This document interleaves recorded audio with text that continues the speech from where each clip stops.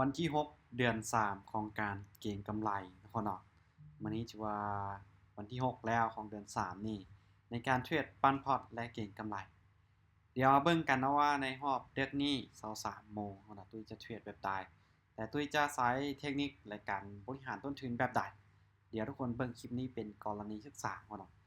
ก่อนอื่นตุ้ยขอย้ำก่อนว่าการเทรดอาจจะบ่ได้เหมาะสำหรับทุกคนเพราะว่าในการเทรดนี้มันให้ผลตอบแทนที่สูงแน่นอนความเสี่ยงของมันก็จะสูงเช่นกันฉะนั้นทุกคนก็ต้องพิจารณาและศึกษาเบิ่งนะว่าโอเคด้วยความเสี่ยงที่มีในการเทรด value option เนี่ยเขายอมรับได้บ่เนาะเขายอมรับความเสี่ยงได้บ่อย่าเบิ่งแต่ผลตอบแทนของมันให้เบิ่งความเสี่ยงมันพร้อมเนาะถ้าโอเคเขายอมรับได้เราก็เข้ามาศึกษาเข้ามาเรียนรู้แล้วจึงค่อยเก็งกำไรจากตลาดโอเคตุ้ยจะมาใช้งบในการเทรดอยู่300เนาะใช้งบในการเทรดในการเก็งกำไรอยู่300 USDT ในรอบนี้เนาะก็คือเก่าสำหรับในการเก็บกำไรของตุ้ยได้ตุ้ยจะเก็บ 10% ของต้นทุนบ่ว่าจะเอางบมาเท่าใดตุ้ยจะเก็บ 10% ของต้นทุนเนาะในแต่ละรอบที่ตุ้ยเทรดซึ่งงบ300เนี่ยเก็บ 10% ของต้นทุนถึงอยู่เท่าใดก็คือถึงอยู่30 USDT นั่นเองถึงอยู่30 USDT และในการเดินเงินเนาะในการเดินเงินตุ้ยจะบริหารได้คือ5ไม้ในการเดินเงินคือ5ไม้ถ้าหากว่าบ่พลาดเกิน5ไม้นี่ตุ้ยสามารถที่จะทำกำไรจากตลาดได้นี่คือแผนการในการบริหารเงินเนาะหรือว่าการเดินเงินของตุ้ยจะเดินเงินให้ได้5ไม้บ่พลาดเกิน5ไม้นี่ตุ้ยเชื่อว่าตุ้ยมีโอกาสจะได้กำไร30เหรียญหรือว่า 10% ของต้นทุนเนี่ยค่อนข้างจะสูงเป็นจังได๋เดี๋ยวเบิ่งนำกันเฮาเนาะเดี๋ยวเบิ่งนำกันเบิ่งคลิปนี้เป็นกรณีศึกษาได้เนาะสำหรับใครที่เทรดอยู่มาเดี๋ยวมาเริ่มกันเลยเดี๋ยวมาเริ่มกันตอนนี้ชื่อว่า Bitcoin นี่การลงมาเขาเนาะแม่แรกตุ้ยจะไปที่10 USDT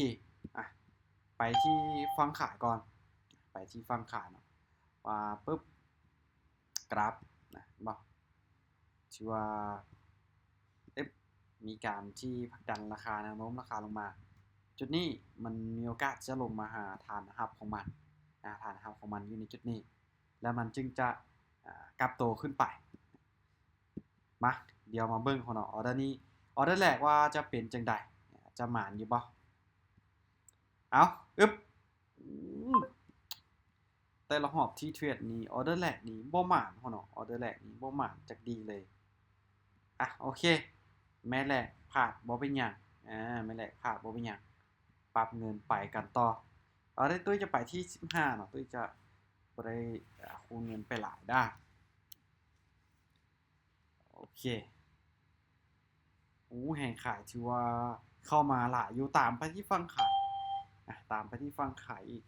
1ออเดอร์เพราะว่าสังเกตเบิ่งในแท่งเทียนก่อนหน้านี้แม่แห่งซื้อเข้ามาในช่วงแรกแต่ว่าแห่งขายมันทุบๆๆลงมาเรื่อยๆเรื่อยๆเลยฉะนั้นเนาะมันบ่งบอกว่าในแท่งเทียนตัวนี้มันมีแห่งขายจนฮอดวิสุดท้ายเนาะที่มันยังเคลื่อนที่ลงมาเรื่อยๆเรื่อยๆเลยฉะนั้นออเดอร์นี้ตามขาลงมาไม้นี้น่าจะบ่มีปัญหาเนาะน่าจะมีปัญหาเพราะว่าเป็นแบบนี้น่าจะกับวินงามๆอึ๊บโอเคสวยนี่นั่นแหละพลาดบ่เป็นหยังไม้ที่2วินกลับมามีกำไรมาเดี๋ยวไปกันต่อเนาะหลังจากที่วินจะกลับมาเดินเงินที่10คือเก่าได้10 USDT คือเก่าโอเคเนาะยังน้อยนึงที่มันจึงจับกับตัวเก่าของมันโอเคมานี่ขายไปอีก1ออเดอร์ก่อนเนาะขายไปอีก1ออเดอร์ได้แกถามว่ามันยังจงสว่างนี่เนาะให้มันลงมาต่ำแบบเป๊ะๆก่อนแล้วจึงค่อยจะพิจารณาซื้อขึ้นไปเท้ามันบ่หลุดกรอบตัวนี้ลงได้ถ้ามันบ่หลุดตัวนี้ลงมาเราก็จะพิจารณาการตามซื้อทำลงมาจากในจุดนี้โอเคจำแล้วนิ่งไว้เบิ้งเขาเนาะถือว่านิ่งงามๆบ่น่าจะนิ่งไว้อึ๊บโอเคสวยแบบเป๊ะๆเลยบาดนี้ลงมาจำกันแบบเป๊ะๆเลย มาเดี๋ยวไปกันต่อนะเนาะวินได้ก่อนหน้านี้ชื่อว่าวินไปงามๆโอเคมาเดี๋ยวออเดอร์นี้ไปที่10 UST คือเก่าว่าถ้ามันลุดลงมาแบบนี้โอกาสที่มันจะลุดเป็นเทรนขาลงลงมาเลยล่ะ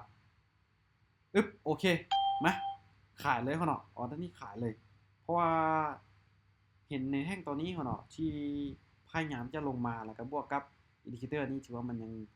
ซีลงมาขนาดกันลงมากับแท่งเทียนอยู่เลยฉะนั้นมีโอกาสที่จะลุดในจุดนี้ได้ลุดในจุดนี้ได้ก็เลยว่าจัดไปที่ฝั่งขายอีกหนึ่งครั้งพอเบิ่งเห็นแห่งขายที่เข้ามานี่มันเข้ามาหลายเขาเนาะเอาว่าจึงได้งามๆบ่งามๆบ่อึ๊บโอเคสวยจัดไปได้อยู่เขาเนาะถือว่ากาวินมาอยู่งามๆอยู่ไปกันต่อได้โอเคแท่งตัวนี้ถือว่าเริ่มมีแห่งซื้อที่ขึ้นไปอ่ะโอเคแห่งซื้อเป็นแห่งคืนกินในจุดที่เป็นฐานเนาะครับในบริเวณนี้มาซื้อพอเนาะอึ๊บโอเคซื้อเลยในออเดอร์นี้เพราะว่ามันเป็นแท่งเทียนกลืนกินเป็นแท่งเทียนที่มีแห่งซื้อหลายในบริเวณที่เป็นฐานเนาะครับก็เลยว่าออเดอร์นี้จัดไปที่ฝั่งซื้อจัดไปที่ฝั่งซื้อมาเบิ่งกันมาเบิ่งกันเนาะว่ามันจะ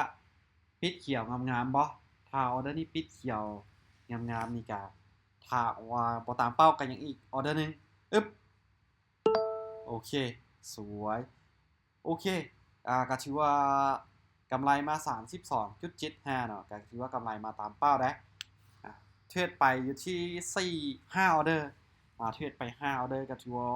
วินอยู่4ไม่พลาดอยู่ไม่แหละเนาะไม่แหละบ่มาวิน4ไม่ช่วงท้ายก็ถือว่ากำไรมางามๆนี่